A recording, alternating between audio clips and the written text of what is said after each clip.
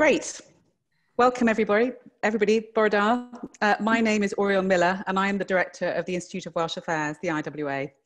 For those of you who don't know us yet, we are Wales's leading independent think tank with a long track record of shaping debates and influencing change through policy research and advocacy, through our online and print publications. Here's the latest edition of our magazine, The Welsh Agenda, and the next one is out later this month. And we provide platforms for comment, robust comment and debate, and agenda setting events like today's. We're a membership organisation with over 1,000 members across the country and far further afield. We're funded by arts and foundations. This is the third in our Rethinking Wales panel discussions, and we're running them every Thursday at 11 o'clock in the morning. Next week, we're going to be focusing on the gendered impact of the crisis. For those of you who haven't joined us before, we started this series of discussions to shine a light on what matters most to people now in this, our new reality, and to start to look further ahead than the immediate crisis. We're deliberately bringing people together across policy boundaries. Before we get started, I'd like to talk a little bit about the changes that are all around us. If we accept that these changes can be broken down into novel changes, things that have happened now for the first time because of COVID-19, changes that are evolutionary, things that are changing still but aren't where we want them to be just yet, and visionary changes, how we want the future to look, but which aren't yet achievable, what do these look like for you when it comes to the economy? Is there a shared vision about this? Who doesn't want a brave new Wales? Do we all want to leap to the future, or do many people still want to retreat to the past? Today, we're focusing on the future economy of Wales. In our first Rethinking Wales session, we heard Professor Laura McAllister talk about the moments that create a shift in what the public believes is politically possible. Ideas that once seemed impossible, undesirable, or both, suddenly become common sense. Even before COVID-19, plenty of policymakers and commentators in Wales were talking about the need for a new economic model, one with far greater emphasis on well-being and sustainability, and one which values those jobs that really matter. COVID has now given us a word for those roles, key workers. It's also shown us which parts of the economy we really can't do without in a crisis and which bits of it we value, but maybe don't put our money where our mouths are to support, either as individuals or as a society. Small local shops, restaurants, cultural venues, even pubs. In Wales, we have taken steps towards defining what a better economy looks like and towards measuring it. But we still need clarity on what levers we can and should pull to make it a reality, particularly in a devolved nation with a long history, but a young democracy still growing into its powers and indeed into our new parliament. Should we be talking about tax, universal basic income, public procurement, planning, infrastructure, ownership models, support for business, support for workers, a new approach to education and lifelong learning? How will COVID affect all of those things? The Office of Budget Responsibility has predicted a UK-wide drop in GDP of 13% for the year as a whole compared to last year's average. What this means in real terms is a fall of £300 million in income tax receipts for Wales, as Professor Gerald Holtham on our panel today set out in his recent article for the Welsh Agenda. That also assumes some form of economic recovery begins in July. Whatever our views on GDP as a metric, that financial hit will be very real, so our plans must factor it in. Our next economy minister's main task will be navigating a recession. Of course, the shift to a more successful, cleaner, greener, fairer economy won't just come top down from politicians and policymakers. The economy emerges from choices large and small that each and every one of us makes every day. We can't simply install a new economic model on the hardware of society and switch it off and switch it on again. But we can all be intensely local in our individual economic choices. They are our choices, after all. We at the IWA think there is an appetite for radical change, but for change to be meaningful, it has to start making a difference to people's lives in the here and now, and it cannot leave anyone behind. And for change to be successful, it needs to happen in practical steps, starting from where we are, not from where we wish we already were. And for change to stick and to be sustainable, it will need to happen in partnership with communities based on their needs and with their consent. Whilst communities are best placed to understand their own needs and challenges, they may need evidence and data to better understand their places' assets and potential. We hope that the tool that we've built with others, Understanding Welsh Places, can help with this. But they may need policymakers in Cardiff Bay or Westminster to remove barriers and enable them to step up and shape the future economy of their place. I hope that today's session will begin to show us what practical steps Wales can take now towards realising an economy that works better for us all. We're going to hear from our panellists in a moment, but we also want to hear from you in our chat room and on Twitter using the hashtag Rethinking Wales. What are we going to do with all of this? We plan to use these sessions as a starting point to develop long-term policy ideas for post-COVID-19 Wales. Keep watching this space to hear about that work as it develops. Delighted that we've got so many people joining us again this morning. We'll just do a little bit of housekeeping first. Current participants are muted by the host. We're going to use the sidebar chat for questions. Please use the drop-down panel to send the moderator a question by selecting to moderator. Please remember that all chat questions are recorded. We're going to be keeping strictly to an hour, but keeping the chat room open after midday so that you can continue to connect with each other. I've made the joke about toilets and fire exits before, but I hope you all know where they are. We're going to ask the panelists a couple of questions. In the current climate, in terms of COVID-19, what does Wales need to be thinking about for the long term? And what are the immediate problems that Wales faces as a result of the pandemic? But also, what might be possible now that previously wasn't? On our panel today, we've got Debbie Green, who's Group Chief Executive for the Coastal Housing Group. We've got Professor Gerald Holtham, Hodge Professor of Regional Economy at Cardiff Metropolitan University and a member of the IWA board. We've got Jess McQuaid, who's the Head of Policy and Advocacy at WWF Cymru. And we have Ewan Thomas, who's Chief Executive Officer of Planed in Pembrokeshire. Welcome to you all, and thank you very much indeed for joining us.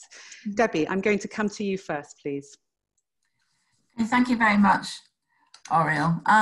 To start in terms of the immediate problems, and I think for me the immediate is almost what does that mean, and does that break down into two phases? It feels like we're in an optimistic space where we're hoping lockdown finishes quite soon and everything reverts to a normal or a new normal. I think more realistically we're looking at a period of uncertainty. So for me, there's the problems we've got now and problems we've got while we're navigating uncertainty, but how we use that time to reset the vision going forwards. And I guess part of the uncertainty is we know what's happened to the economy now, but the uncertainty is around how does it recover, and are we looking at some sort of V or U or W or some other letter of the alphabet in terms of how we model that.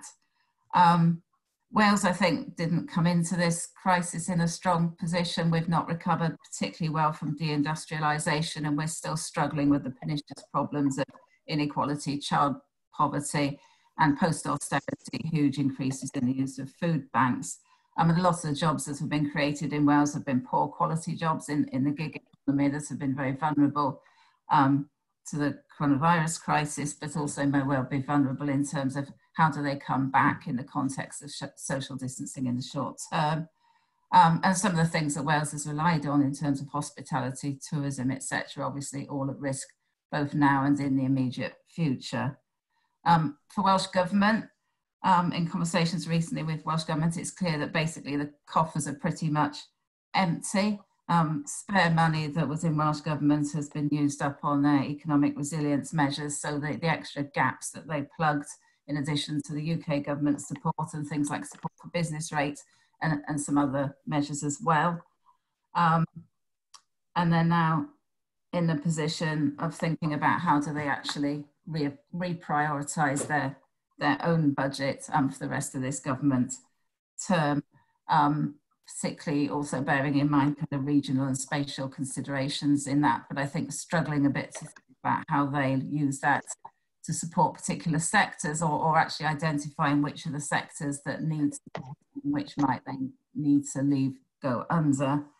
And clearly, in terms of what money there is, most of it will actually need to be there to support health, or to bail out the local authorities that are also running out of money, or if not having run out of it already. So I think there's a huge problem in terms of how do you plan over a horizon of uncertainty where you don't even know how long that horizon is. People are talking about more than one wave of the pandemic, which will clearly mean that businesses aren't keen to open if they know they're simply going to have to shut, or lockdown will be reversed again. And with some of the sort of leaked information about Welsh Government, what the lockdown phases might look like, I think in the short term, actually not that much will change, and it's quite a prolonged period which might reverse at any time. So I think business confidence is a real issue, and what will happen to hibernating businesses who are maybe managing to be preserved now because their staff are on furlough, but actually how long can that continue? How long will support for furloughed staff continue? That's going to be phased out as well. And looking at things like, sort of starting to talk about a COVID-19 generation of people who are emerging from school and colleges now and are really going to struggle in the short and maybe longer term to find employment. Business support, I think, is looking different in the short term, so very much not in the space of grants and loans anymore, but potentially more looking at investment model. And I guess one of the plus points is that banks and the capital markets are still working, which is different from after the financial crash. And I think also problems around the relationship with Westminster and how does kind of a devolved government handle a crisis of this size, where actually Westminster is very much steering and the relationships between Treasury and Welsh Government are difficult. And we're also in the run up to an election, which means that Welsh Government thinking is quite short term. So when they're even looking at economic interventions, now they're looking at things that they can do quickly so that the electorate are able to see what they are prior to the next election, which is maybe not the most helpful right now. In terms of the longer term, I think, you know, we've got to be realistic in Wales about what we can and can't do, but what we absolutely can do is set a vision. So it's about brave leadership, reorganising around shared values and principles to guide decisions. I think Scotland's a bit ahead of us there. They're already talking about rebuilding Scotland's economy based on principles of overcoming inequality, delivering well-being, and working with communities to build cohesion and support. I'd like to see something along those lines come out of Welsh Government now. So there's something about how do we set a new paradigm and how do we measure that? And this conversation has already started, but it's clearly moving away from some of the conventional measures of GDP into what do we really mean by livability? How are we reducing inequality and child poverty, and how do we measure and increase well-being, and recognising that those are just not nice to have, but actually there's a real cost to inequality, that in countries where inequality is high also do less well. So policies need to speak to both of those things, and there's clearly an opportunity here in hanging on to the values that people have recognized or re-recognized during lockdown. I think it is a relatively short window to try and refreeze some of the things that have been unfrozen as we've all stayed at time and reevaluated our values. And there is something about, we do have the mechanism or the law here already. We've got the Wellbeing and Future Generations Act, but it feels so far it's very much been in a space of sort of bureaucracy and compliance, rather than mainstreaming it as the kind of top line that guides everything that we do. There's clearly an opportunity to refocus on what we're starting in the foundational economy, to talk about foundational renewal. So some of that is clearly recognising those key industries and key workers that are important to us and paying them properly. And if they're paid properly, they'll be able to reinvest that money into their communities. There's a huge piece about a commitment to decarbonisation and the green agenda, and where are the opportunities there around getting new build right, that huge potential capital investment in retrofit, community energy potential for Wales to be the lead in green recycling. Also, how do you use innovation to do old things in new ways, which is how we kind of lever in the benefits of AI innovation, creative industries, health tech, those sorts of things, and also thinking about connectivity and more digitalization in retail, and potential for manufacturing innovation as well. So some of the automation, shortening supply chains and reshoring that we need to do. I think modular build is also an opportunity in terms of construction and thinking about how to do construction in terms of social distancing. And then a list of things that I'll whiz through quickly. So kind of the active travel, placemaking, really important to focus on values-based procurement. And I think there's a big piece about skills and redeployment in terms of where the opportunities are actually going to be in the sectors that will continue and survive. Very quickly, there's something about also recognising the challenges in really key areas like health and social care, and grasping that so that becomes an attractive area in which to work with proper rewards, and recognising there'll be really challenges as well around the construction industry and what do we do about tourism in Wales, and again about kind of the venues that we all rely on as well as part of that. I think business support needs to be done differently. So the role of Business Wales and Development Bank of Wales, I think they need to be much more agile, prepared to make kind of smaller investments, but able to innovate and take more risk. And I do think there's an argument about, do we need some sort of resurgence or reinvention of the WDA, which I suspect is not going to happen, but it feels like we need to be able to devolve that risk taking out of central government. Okay, I'm going to draw that to a close, Debbie, unless you've got a final point you need to make and move us on. That's fine, that's fine. Great, thank you very much indeed, Debbie. Jerry, there's a massive morass of stuff there, isn't there? Where do you start? How do you see things? Well, in the short term, the main issue will just be dealing with a quite an extreme economic crisis. And frankly, our fate will be determined in London rather than in Cardiff, because the Welsh government can't print money. It has very restricted powers to borrow money, and its tax base, such as it is getting a hammering. They've had to give up on business rates as part of the relief effort for businesses, and their income tax, their share of income tax will take a battering as well. So really, yeah, we can whistle, but the fact is we're really in the hands of what the British government decides to do. The Welsh government's powers of action are quite restricted in the short run, faced with a crisis of this size. There's a risk that Wales will be hit harder than the rest of the UK, so the British government action may not be sufficient. Can't say that for sure, but it's quite likely because we have such a large number of small companies in Wales. We're a small company economy. We have branch offices of international companies, but large Welsh companies, you can count them on the fingers of one hand. In fact, Django Reinhardt could count them on the fingers of one hand. So it's, he only had 3 fingers. So there is a risk that that these companies won't have the financial resources to to survive in many sectors. So there we are. It's a grim situation, and of course we've got Brexit coming along as well, which won't help.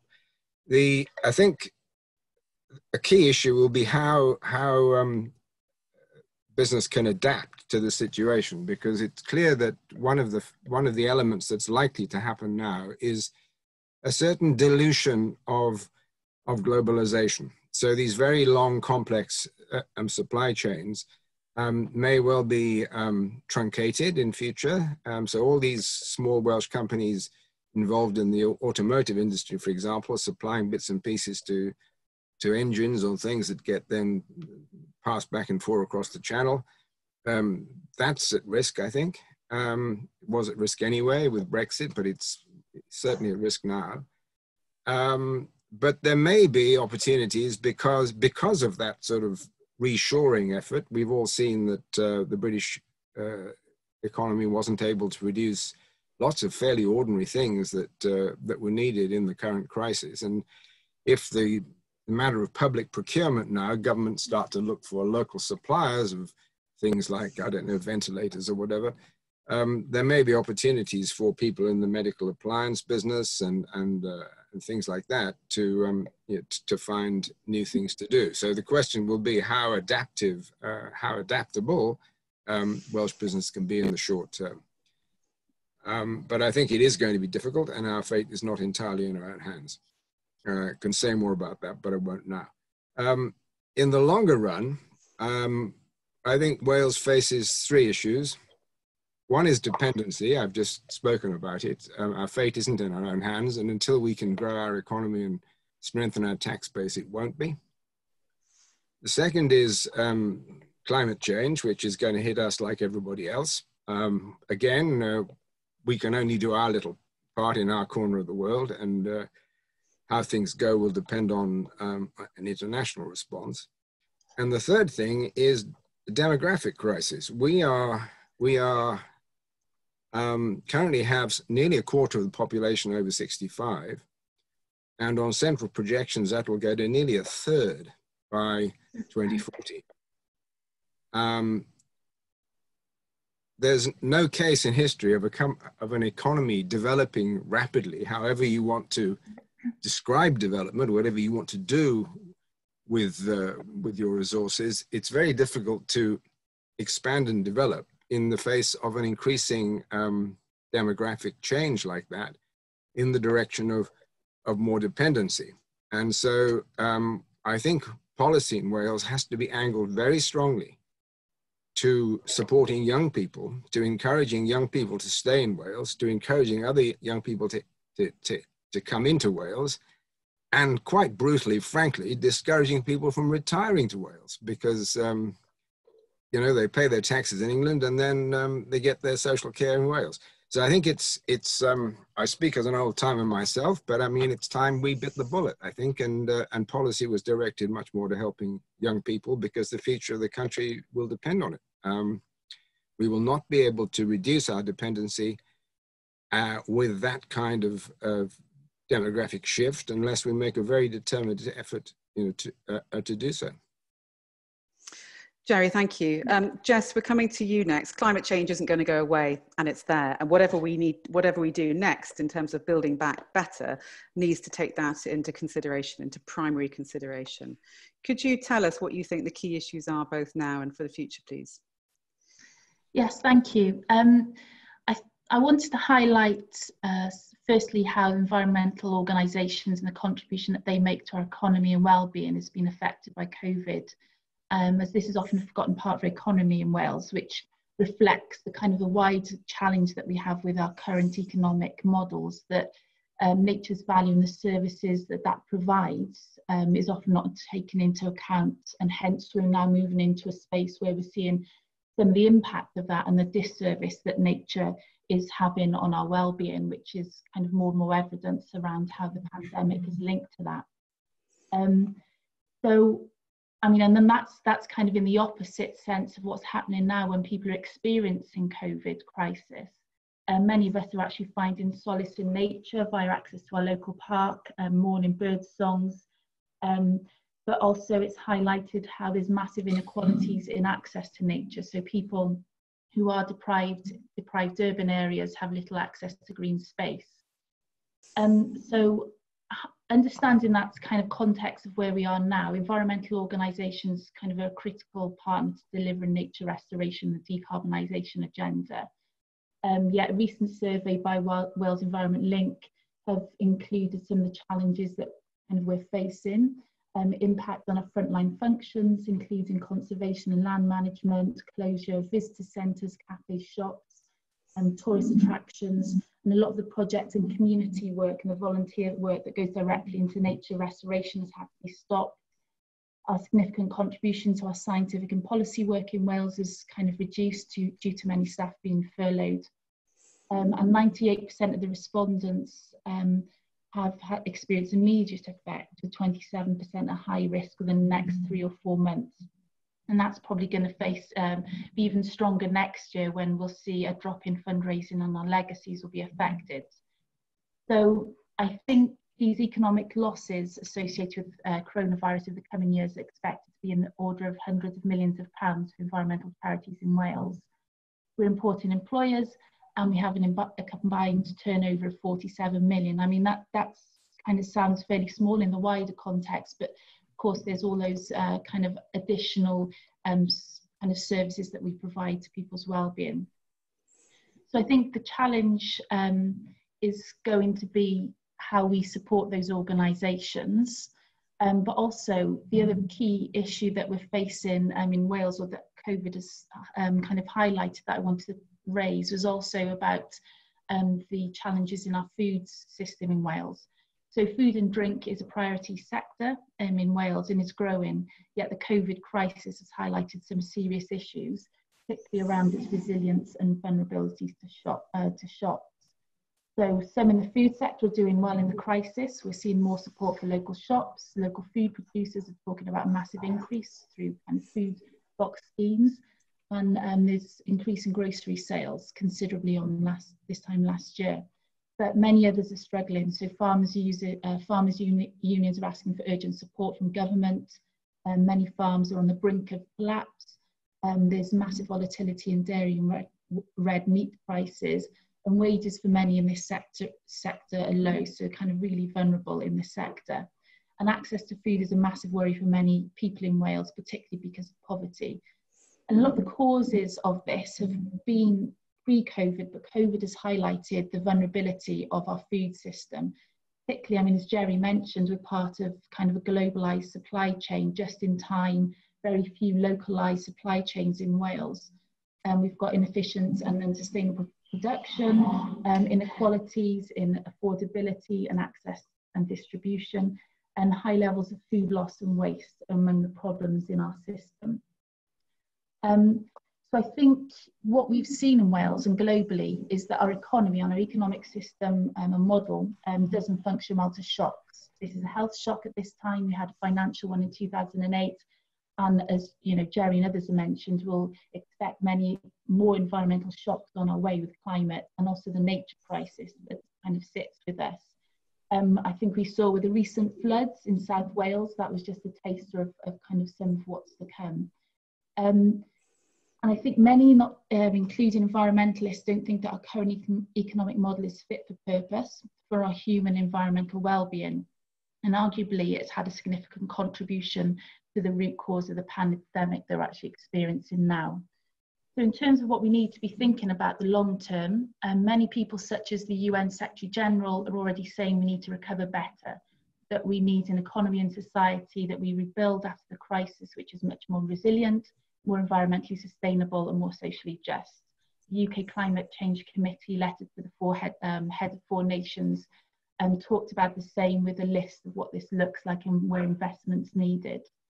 WWF Cymru, and part of kind of a growing movement of others in Wales, are hoping that this crisis is a moment that galvanises all the work to date in trying to move us towards sustainability, including the introduction of the Wellbeing of Future Generations Act, enables a co-creation of a wellbeing economy for Wales.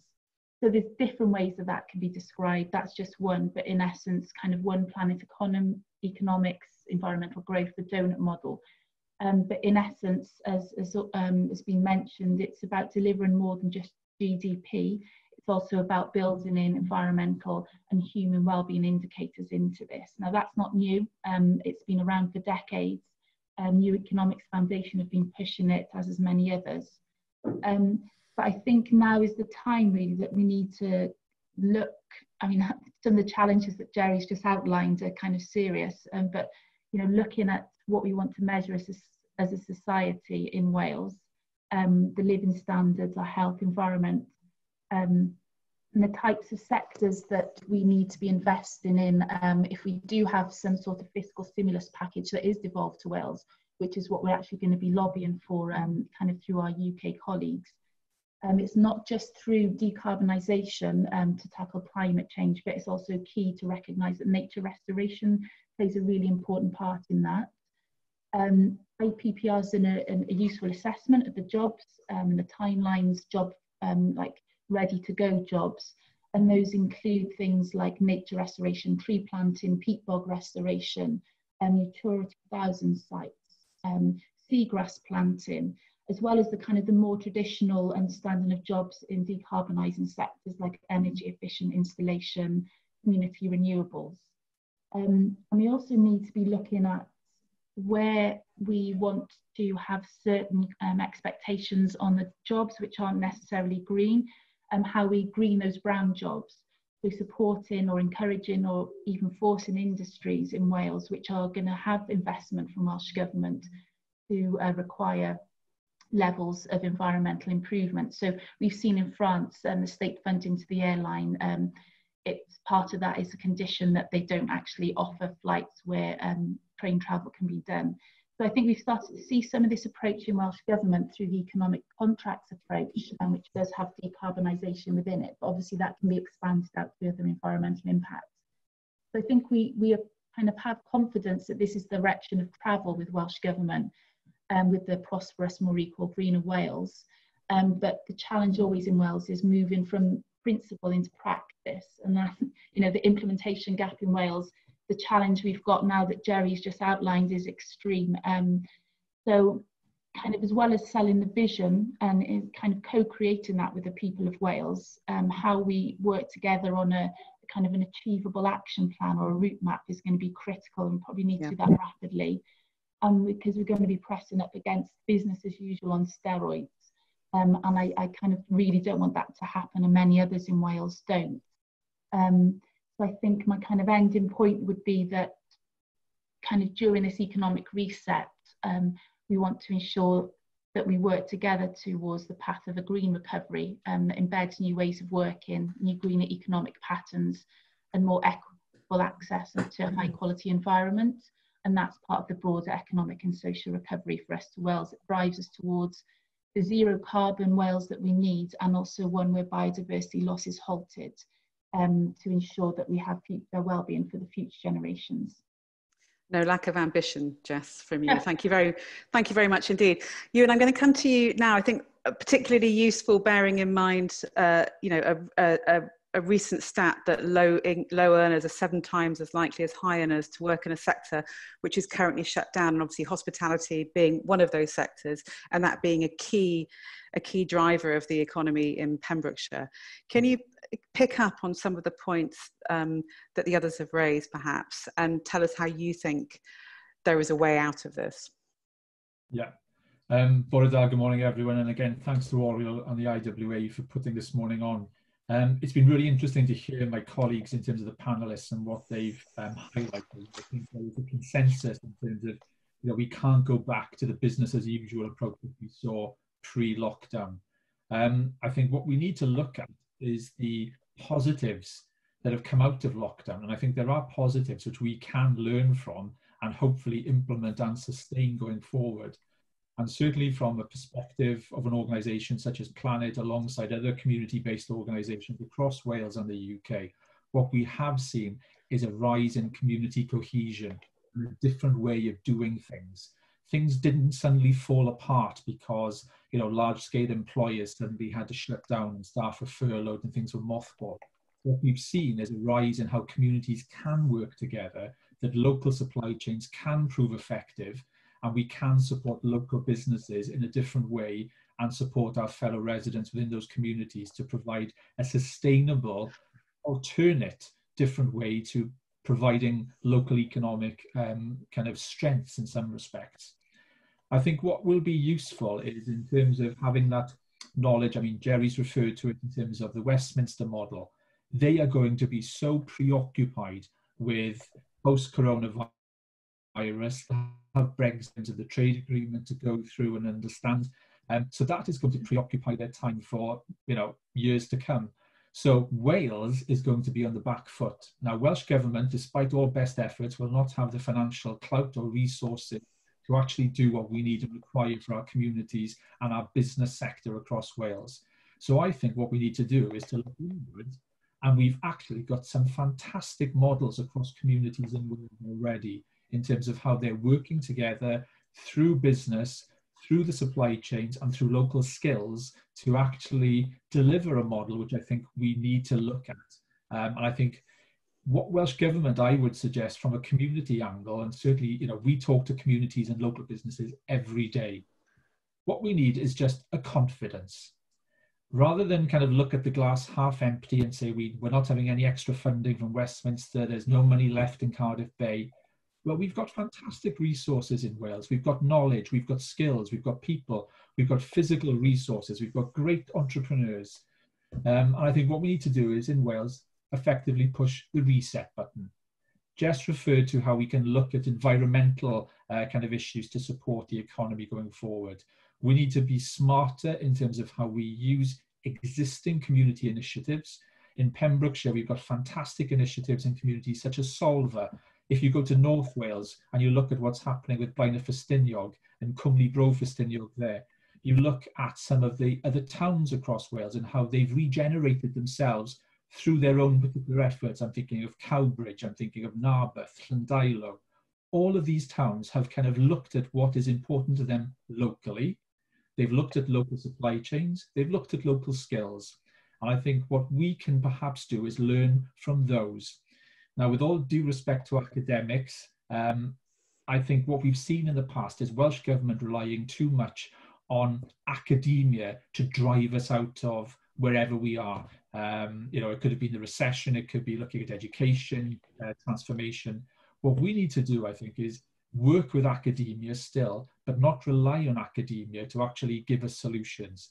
We've got solutions in Wales across all our communities. So let's look at, I'd love to see reports coming out of Welsh Government that, you know, it's the Solva report, it's the Cowbridge initiative, it's the Ffestiniog, you know, kind of approach. These are things which are actually happening in Wales.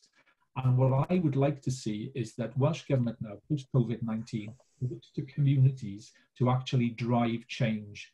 Procurement shouldn't be about the lowest unit cost price that we can get from elsewhere. It should be, well, how can we support other businesses within a certain mile radius of that organisation?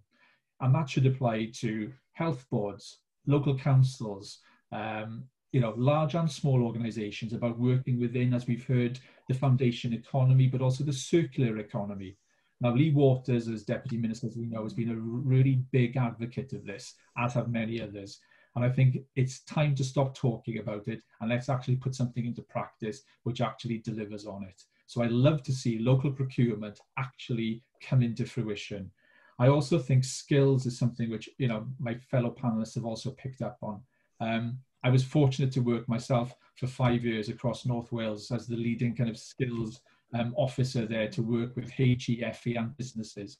And I think if we can continue to promote entrepreneurship in our schools and also upskill our existing workforce in Wales, we will be able to then kind of look inward to retain a lot of skills to make sure that we navigate our way through whatever comes next. The Bank of England this morning, rather gloomy predictions.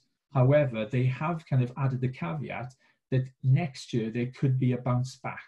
What we've got to make sure is that we don't bounce back to how it used to be. We bounce back looking forward and how we want it to be.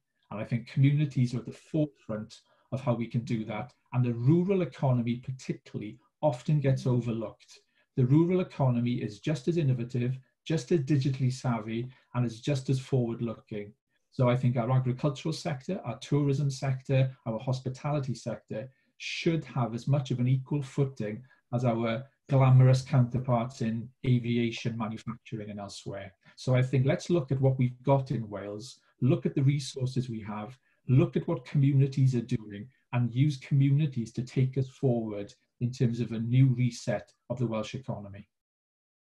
Thanks very much indeed, Ewan. So plenty in those 4 presentations for us to pick up on. We've had loads of questions coming through from everybody in online. I'm going to start with something that Susie Ventures-Field from the Welsh Centre for International Affairs has asked about. Being intensely local can correlate with being globally responsible, but how do we make sure that our recovery during our recovery, we also have a positive impact on the rest of the world, or at least take a do no harm approach. Debbie, you were making a point there about anchor institutions and their role in the local economy, and you sit on the Ministerial Advisory Group for the foundational economy.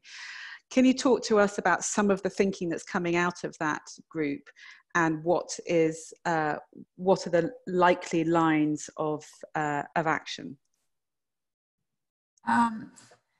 Yes, it's quite difficult at the moment, Oriel, I think, because the foundational economy piece is a long-term resetting. I sense coronavirus has accelerated people's willingness to listen to the agenda, but we're being driven into quite a tight political time frame. So what the actual Task and Finish group is working on at the moment is some kind of short-term things we can do quite quickly, which isn't really the space that we'd like to be in. So we're trying to work on two frames, really. One is respond to that request, but the other one is to set some principles within those requests that will carry on beyond.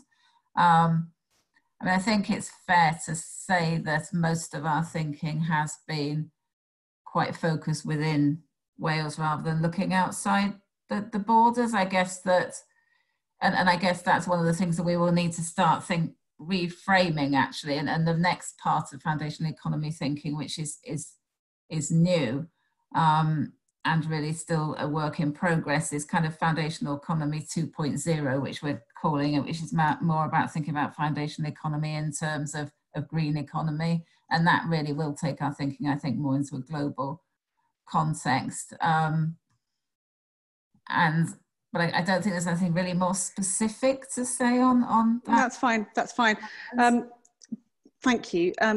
Jerry, a good point from Rhiannon that we can't do anything without investment, and you talked about what Welsh Government can and cannot do in terms of borrowing powers. I know that there's some exploration by the Minister that was announced yesterday in terms of flexing those borrowing powers, but how are we going to get the investment that we need to do what needs to be done?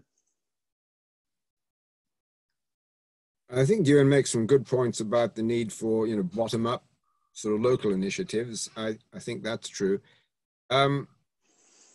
Essentially, to get investment, there has to be something people will invest in. And I think we've got to use the resources of skills that we've got to try and attract people. I think we have to make a bet on the green economy. We've got to take the view that however much it's all talk at the moment, in the end, the crisis will force people to decarbonize in a dramatic way, and people who have developed techniques for doing so, whether they're small scale or large scale, will have something to sell to the rest of the world. So I think that is an area where we just have to make a big bet. We've got a lot of small initiatives for power generation, but we don't have a smart grid to take full advantage of them. Work to develop that and to techniques will be very valuable. We've got a lot of work done on house building that can construct houses that are not only carbon neutral, but generate power themselves. We've got a building industry which is extremely conservative and more or less living the same way they've lived since the 19th century. And we've somehow got to develop off-site construction techniques so that we can cheaply build or reasonably pricedly build that kind of house. And if we can do that, those are techniques we can then export. Because the thing about the foundational economy is it's essential, but on its own, it's genteel poverty. It's not enough. You're not going to be prosperous unless you can flog stuff to the rest of the world. And I think we have to make our bets on what we think we can do. And I would go nap on decarbonization. Okay, so Jess, can I come to you on that? And then I'm going to ask you, each of you, to be devil's advocate about which bits of the economy should not be propped up in future. So give you a bit of time to think about that. In the face of COVID-initiated change. A question from Alec Dauncey coming up. Jess, meantime.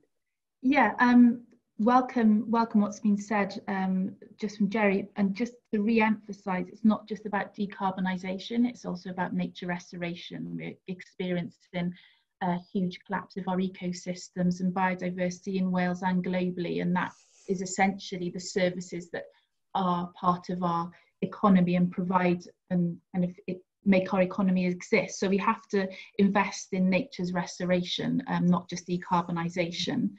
In response to how we can be globally responsible from Susie, as Jerry's mentioned, we can't just rely on, as important as it is, on our kind of our localised supply chain and improving that in Wales, whether it's through foundation economy or other methods. And we will still have to be part of that global supply chain, but it's looking at where we can grow our own food instead of getting it globally. But also where we can't, the food that we are getting, for example, globally, that has less damage on nature. So, for example, soy palm, we need to be looking at kind of deforestation-free supply chains coming into Wales. And a method for trying to make that happen is, again, through our economic contract, and then also our procurement, also looking at fair trade, etc. So I just wanted to answer that in response to Susie's question as well. We've been working closely on the foundation economy to try and embed work with that 2.0 to look at where the opportunities for nature restoration and decarbonisation within the foundation economy, so food, energy production, tree planting, etc., are core sectors within the foundation economy that can be see further investment, which will shift us into a more sustainable kind of economy and greener approach in Wales. Thanks, Jess. And in terms of things that we should not be investing in the future, can you be devil's advocate, Ewan, and kick us off? Thanks for being first on that, Oriel. It's a difficult, kind of thing to really call, because every sector, there are employees, there are households, there are families who rely on that. There are indeed. However, I think, if we were to play devil's advocate, certainly something I think we perhaps should look at, as in not perhaps propping up, is the airline industry.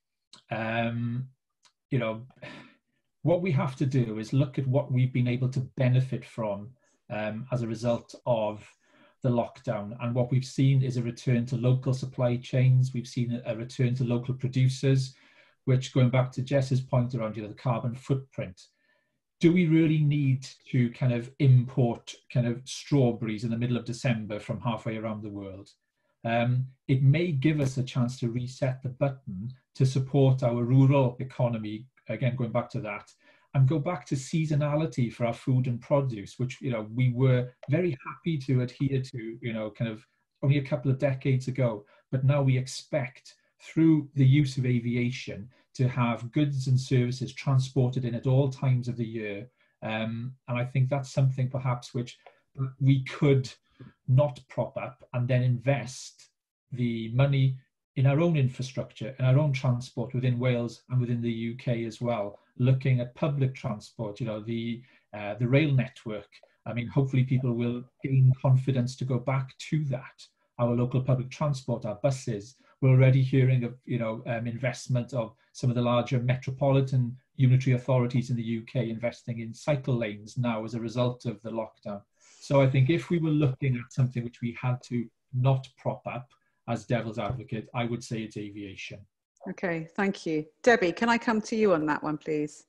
Yeah, I agree with all of that. I think I'd also go about not propping up anything where there isn't good behaviour. So we want to be much clearer about disincentivising bad behaviour. And it's interesting that the major institutional investors now are quite quickly ramping up lending on much better terms to people who can genuinely demonstrate environmental, social and good governance, as well as good financial performance. That seems to be ramping up the agenda very quickly.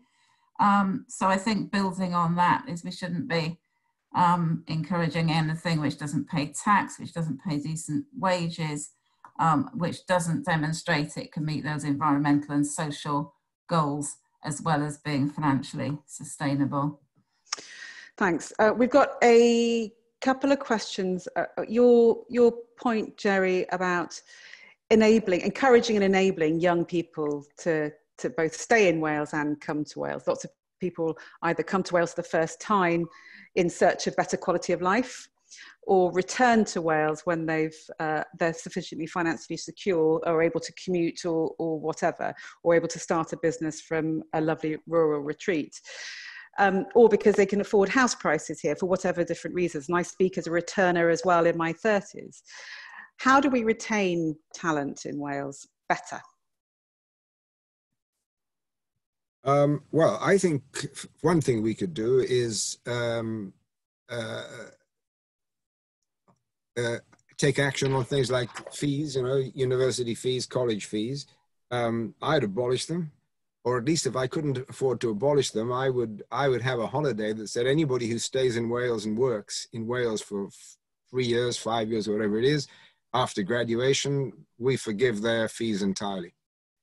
So, if people start their career here, they're more likely to continue than if they leave immediately. So I think, there's a lot of things that people say, oh, well, the middle class, the ones who go to university, so why should our taxes support them? But I think in this case, I'd say, forget all that. We've got to do things that encourage young people to stay in Wales. I would certainly make education free.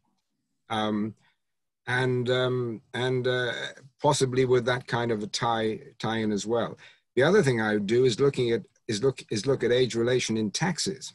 As you know, I published a paper with IWA initially, and the Welsh government then has put it on the website. How do we pay for social care?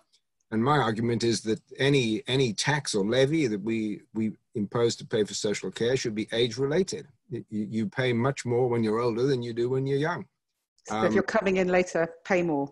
Yeah, exactly. So so there's an administrative issue, and the HMRC are going to say they can't possibly do that, but they can really. And I think we need to think about making some taxes anyway, not simply income related, but age related. Okay.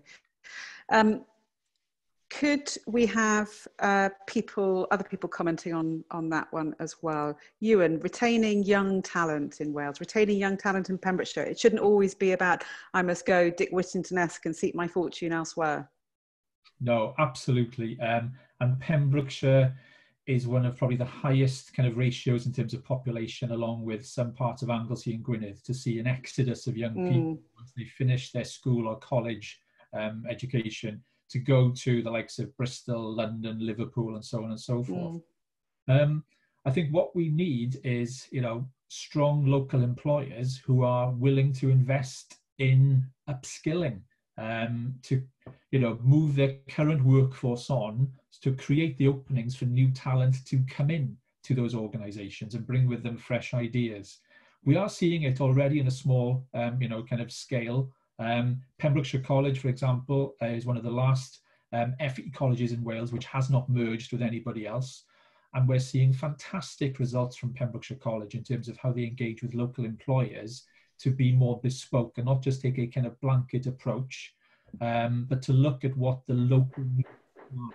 And I think if we can do that more across Wales, where we've got a fantastic infrastructure provided. I mean, Colegau Cymru does a great job in terms of sharing that best practice. But I think every kind of education provider needs to be able to have the freedom to look at their locality, look at what the main economic drivers are bespoke to that locality, and then to work with the businesses and the young people to actually bring a consensus and say, well, what are the benefits of living and working in an area such as Pembrokeshire, Gwynedd, Conwy, Powys, whatever it may be, because they're all very different. But I think it's how we still can show young people that they can remain connected, they can still have the exposure to, fantastic opportunities globally from Wales, but without having to leave their homes, their families, their social networks, and invest back in their communities with the knowledge, with the skills, and also the financial contribution to keep the local services, the local shops, the local businesses very much operational as well. Thank you. So a key call to much greater involvement and cooperation between businesses, FE colleges in particular. schools too, in terms of where people are, so knowing what's coming ahead. We did an event a couple of years ago with 3 colleges in Swansea and young people aged, I think, sort of 16, 17, 18, called Should I Go or Should I Stay? And it was fascinating to hear that they weren't aware of what was already in the offing for the redevelopment of Swansea and what was coming down the line. So there was a big information gap there. It was like quite exciting around afterwards what felt different, what felt possible. Debbie, coastal housing is a major employer and an anchor institution in many of the communities in which you work in Swansea too. What about how you're seeing a young workforce coming into the organisation, and what do you think you could be doing as an employer there? I think we're in quite a lucky position, because I guess we're seen a little bit like a local authority would have been, as one of those few places you can still go to for a job for life. So I think there's not a huge amount of professional opportunities in sort of, I suppose, more like what would have been a public sector admin type job anymore. Mm-hmm. So we actually do get quite a good pick of graduates who will come in kind of and start working on the front line, who we then tend to support in terms of their personal development and succession plan through the organisation. What we don't get so much is, I guess we're getting sort of graduates from the sort of lower rated universities. I was trying to think of a better way to describe them. I guess what we wouldn't get so much is somebody going to somewhere like Swansea University from outside of Wales and then thinking about staying and working for us. And I think that's both in terms of how housing is perceived as an employer, but also, again, about the point you made about people coming to university and automatically kind of expecting they have to go somewhere else. Just to add to that, though, what I think might be changing, and I'm actually speaking as somebody who grew up in London, went to university in England, and then had my first professional role in Wales, so I moved the other way. And that was absolutely because it was a lifestyle decision. Grown up in London, commuted on the tube and didn't want to do it anymore. And my daughter's just finished at Manchester University. And her view was to kind of work in Manchester for a year and then probably go to London. Actually, she's been furloughed from what she was doing in Manchester. She's at home with me at the moment, and she's now looking at London as a place where it's expensive to live. Public transport's not going to work well for quite a long time. You're more likely to catch coronavirus, and really starting to rethink. So I think we've got an opportunity at the moment to communicate something different to graduates who probably are having a bit of a pause, that what they were planning is not going to happen in the short term. And if we have got a different offer in Wales, if we articulate it quickly, if we do give opportunities around writing off grants, loans, and also about reskilling or retraining or being really clear about what the offer might be, I think there's a bit of an opportunity, but it's quite a short window. Okay, thanks very much. There's good examples there. Jess, I'm going to come to you with one last question because I'm conscious it's midday. And it's a question from Natasha Davis, which is ultimately priorities are shaped by what we measure. That's the crucial thing. So from your perspective, how do we really practically and meaningfully redefine what economic measures should be used to measure success? What measures should be used to measure our success? Because the success isn't only economic. That's that hard question with Sorry. Take your time. Yeah, I mean, certainly the economic model that we've got kind of measures predominantly GDP and kind of none of the other indicators that I think we're seeing more and more people valuing, and kind of we need policymakers to start listening to that. We've got in Wales a strong governance system around wellbeing as it exists through the Wellbeing of Future Generations Act, which has a series of indicators covering 46. Sorry, 46, yeah, 46 and they cover everything from kind of environment, social well-being, economy, etc. So we've got a very good basis on which to kind of start looking at where additional indicators other than GDP or A can come from. And if we start to look at how we map that over perhaps other models that are emerging, such as the kind of donut economics, which is gaining a lot of traction, There's also something called the Wellbeing Economy Alliance, which is kind of another global movement. Which Wales has just joined, yeah. Yeah, so we've kind of, I think we're in a really strong place in Wales with this governance, sustainability, legal and governance system. So, you know, there's a rapid piece of work that can be done there to look at that. But I think that needs to, you know, that when we actually come up against that in reality, moving away from principle of indicators, hard decisions around where we're actually going to invest money and switching from business as usual, I think that's going to be the real challenge on this. And I just kind of partly in response to the other question about how we keep young people in Wales, you know, the importance of involving people and young people particularly in the Wales that they want. So they have pride in Wales and see hope for their future is really important. And we've seen a mass movement in the last year or so from young people around the concerns around the climate crisis and nature crisis. So if we can kind of try and galvanise some of that enthusiasm and desire to be involved in our policy making for the future, that might set us on kind of a good method by which we can start to kind of create an economy which is right for the people of Wales. Thanks, Jess. I'm going to come to you, Jerry, for that measurement conundrum, moving from intent to delivery. I think, well, at the request of the Welsh Government, the Office of National Statistics produces something like 56 indicators of well-being, which are in fact published. So there's no shortage of information.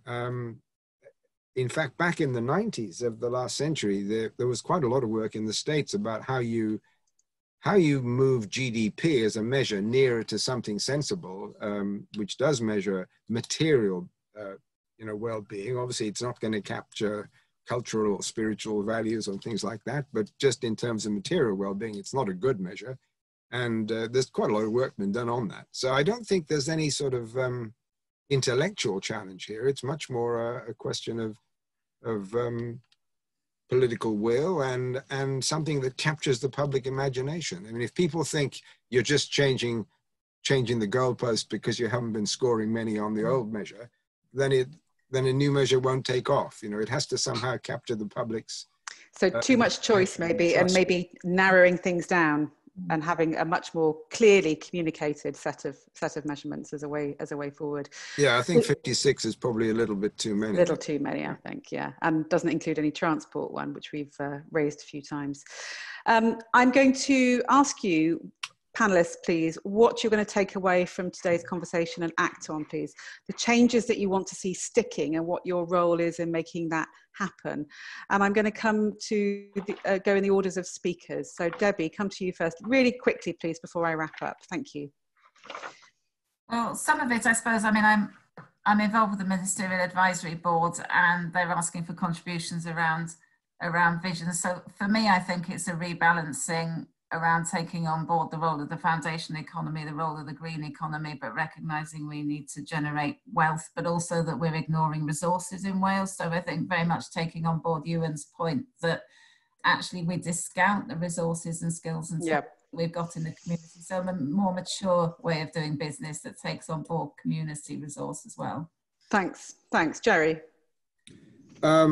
Well, I think the government, one of the things the government can do is to help with a bit of sort of blue skies thinking about which of these changes in supply chains and in reshoring and which are likely to be enduring, and therefore just have a talk fest with business about where people might need to go and what changes they might need to make, and then from that should flow the conclusions about how and if the public sector can help in making those adaptations. I think that'll be very important. I also think it's time to move past the piety and start thinking in a very hard-nosed way about what investments we're going to make in averting climate change. So I think those are the things that need to happen. I think I just need to shut up and keep out of the way as an old timer, really, and let them get on with it. I won't comment on that, Jerry. Jess, what are you taking away? What's your role? Yeah, so I think environmental NGOs really have to seize this moment of reset for the economy, but also with people's interest in nature and the environment, and help transition that into action, whether it's in that local community or involvement in the vision of the economy that they want for Wales. And we're working really hard to kind of, as environmental NGOs, to start to express that in a common voice, both as a vision, but also in kind of an action plan that can be deliverable, kind of shovel-ready projects in the short, medium and long term. Kind of starting to look at research on the green jobs that exist in Wales, but also the potential. And we're doing kind of that in a deep dive way, particularly around the food system, and working with health poverty organisations to look at how we can localise and create a localised institutions to support localisation of the food system in Wales, to make it more resilient. Okay, thanks very much. Ewan? I think I've really enjoyed listening to my fellow panelists in terms of, I think we've all got a consensus in terms of what we would like to see going forward. I think it's now the practicalities of how we actually implement a lot of this.